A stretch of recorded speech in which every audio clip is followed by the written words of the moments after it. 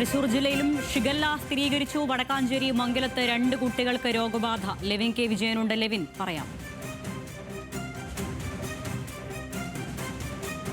4ഉം 7ഉം വയസ്സുള്ള 2 കുട്ടികൾക്കാണ് രോഗബാധ സ്ഥിരീകരിച്ചിരിക്കുന്നത്. വടക്കാഞ്ചേരിയിലാണ് രോഗബാധ.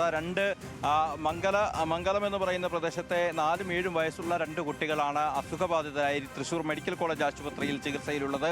ഇവർ കഴിഞ്ഞ ആഴ്ച തമിഴ്നാട്ടിലേക്ക് യാത്ര പോയിരുന്നു. ഇതേ തുടർന്നാണ് രോഗം ബാധിച്ചത് എന്നുള്ളതാണ് സംശയം. നേരത്തെ വയനാട്ടിലായിരുന്നു ആശങ്കയെങ്കിൽ അത് തൃശ്ശൂരിലേക്ക് കൂടി വ്യാപിക്കുന്നു എന്നുള്ളതാണ് ആശങ്കപ്പെടുത്തുന്ന ഒരു കാര്യം. കുട്ടികളാണ് 2 പേരും രോഗം ബാധിച്ചവരെ അവർക്ക് മറ്റുള്ള ആളുകൾ ഇവരുടെ ബന്ധുക്കളെ അടക്കം നിരീക്ഷണത്തിൽ ഏർപ്പെടുത്തിയിരിക്കുകയാണ് ഇപ്പോൾ ആരോഗ്യവകുപ്പ് അധികൃതർ.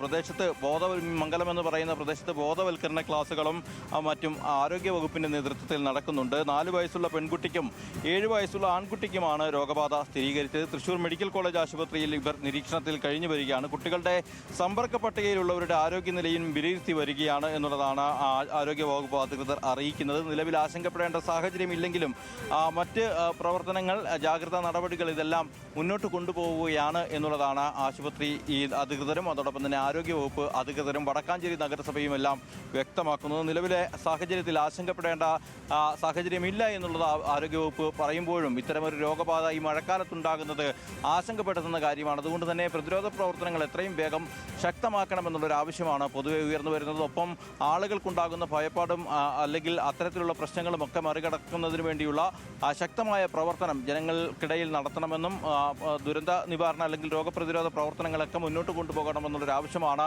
ഇപ്പോൾ നിലവിൽ ഉയർന്നിരിക്കുന്നത്. അതനുസരിച്ച് കൊണ്ട് തന്നെ പ്രവർത്തിക്കാനുള്ള നീക്കങ്ങളാണ് ആരോഗ്യവകുപ്പിൻ്റെയും ജില്ലാ ഭരണകൂടത്തിൻ്റെയും ഭാഗത്തു നിന്നും ഉണ്ടാകുന്നത്. അരുണ്യ.